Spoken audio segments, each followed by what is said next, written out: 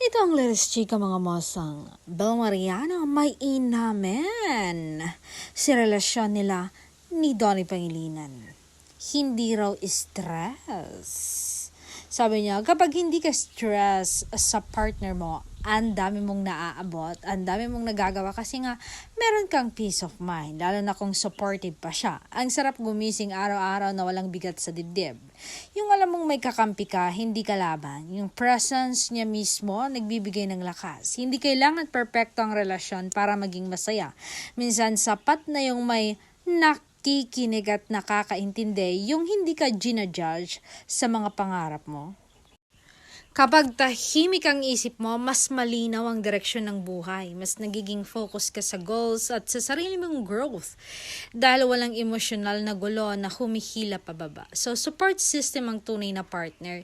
Nandyan sa highs and lows, hindi lang kapag convenient. Kasama siya sa proseso.